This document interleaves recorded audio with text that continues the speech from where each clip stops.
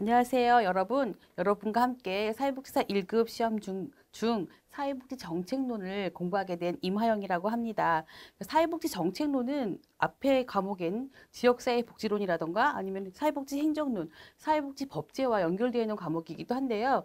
그중에 지역사회 복지론은 우리가 지방화, 분권화가 되면서 지방의 역할이 강화되면서 사회복지의 영역 중에서 지방의 역할 또 아니면 민간의 역할을 좀 강조했던 측면이 있다면 사회복지 정책론은 사회복지 제도 안에서 국가가 시행하는 정책, 그렇죠? 국가가 시행하는 제도들 이런 것을 기반해서 공부하는 내용이라고 볼 수가 있습니다. 그래서 국가가 어떻게 하면은 효과적으로 국민들에게 복지를 전달할 것인가에 대한 부분, 또 어떻게 하면은 좀 더 나은 국민의 생활을 보장하기 위한 제도를 어떻게 만들 것인가에 대한 부분, 이러한 부분들도 그런 정부가 만들어 놓은 제도들을 어떻게 효율적으로 관리할 수 있을까, 이런 부분들이 정책의 내용들이 포괄적인 내용이라고 볼 수가 있겠습니다. 그러므로 인해서 사회복지 정책이 좀 큰 틀을 가지고 있고 그 큰 틀에 따라서 최근의 추세에 따라서 지역사회복지론이 파생이 되었고 또 그 지역사회복지론과 그래서 사회복지 정책론은 끝까지 연결되어 있는 그런 고리들을 볼 수가 있습니다.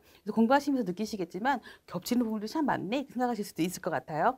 또 사회복지 정책론에서 전달 체계에 대한 부분은 사회복지 행정론과 연결이 되어 있기 때문에 여러분들이 3교시의 과목들은 서로 연결되어 있구나. 그래서 이렇게 공부하면 좋겠네라고 하는 방향성을 조금 찾아보시면 좋을 것 같습니다. 또 사회복지 정책론의 대부분 뒷부분에 나오는 사회보장론 쪽인 부분은요. 사회복지 법제를 기본으로 해서 수행되고 있는 여러 가지 제도들이 많이 있기 때문에 법제론과 연결돼서 공부해 보시면은 훨씬 더 여러분들 가지치기에 도움이 될 수 있을 거라는 생각이 좀 들기도 합니다. 제가 공부하는 중간중간에 이건 행정론이나 법제나 아니면 지역사회 복지론과 좀 연결되는 부분들이 많이 있습니다라고 설명을 드릴 수도 있을 것 같습니다. 자, 그러면 우리의 교재가 어떤 내용을 담고 있는지에도 좀 보겠는데요. 목차를 보면 첫 번째 사회복지 정책의 개요, 두 번째 사회복지 정책의 발달 과정, 세 번째 사회복지 관련 사상과 이론, 네 번째 사회복지 정책의 형성, 집행 및 평가, 다섯 번째 사회복지 정책의 내용 분석, 여섯 번째 사회보장론의 과정으로 되어 있습니다. 각각의 중요한 내용을 조금 보면은요, 사회복지 정책의 개요에서는 가치나 아니면 사회복지 정책의 기능, 또 이 기능 안에는 부정적인 기능, 또 긍정적인 기능 이런 것들이 있거든요. 그래서 그런 기능들 조금 여러분들이 주의 깊게 보실 필요성이 있고요. 사회복지 정책 발달 과정에서는 영국과 미국과 독일의 발달 과정이 중점적으로 나오고 있습니다. 한국의 발달 과정은 왜 안 나왔을까요? 네, 뒤에 맨 끝에 제가 한국의 최근의 동향에 대해서 함께 지켜보는 시간을 갖도록 하겠는데 그것은 맨 마지막 장 사회보장론에서 나오게 됩니다.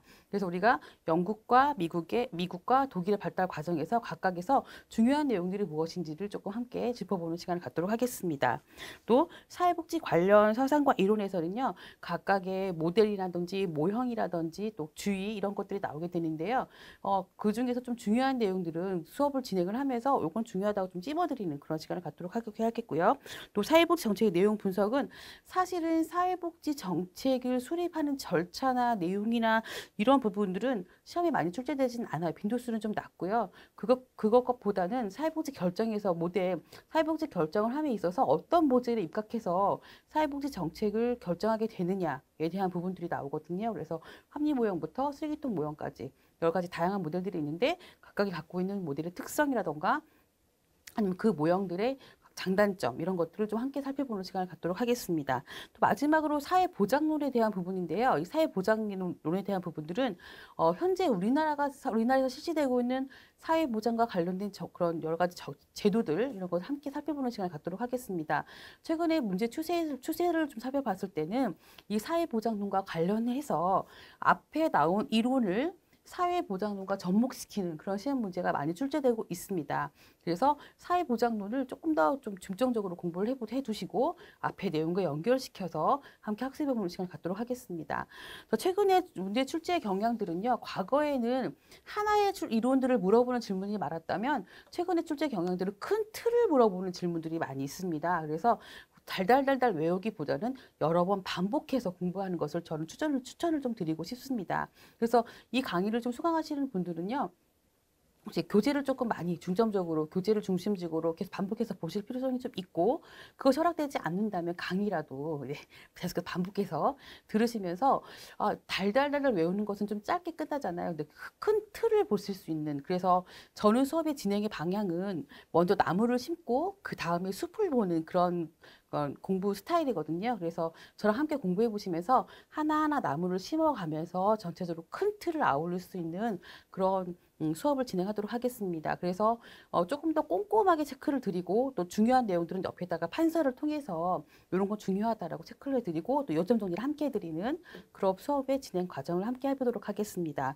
또 우리가 정책과 실천을 연결하는 그런 부분들도 많이 나오게 되고요. 최근에 트렌드가 되는 정책들, 이슈가 되고 있는 정책들이 무엇이냐. 그래서 노인 장기요양 제도라든지 사회적 경제라든지 또 사회 서비스원 이런 것도 근로 연계복지 이런 복지들의 새로운 형태 트렌드가 되는 정책의 모습들이 시험 문제에 많이 출제되고 있습니다. 그래서 여러분들이 그런 부분들도 함께 체크해 나가면서 학습을 진행하도록 하겠습니다.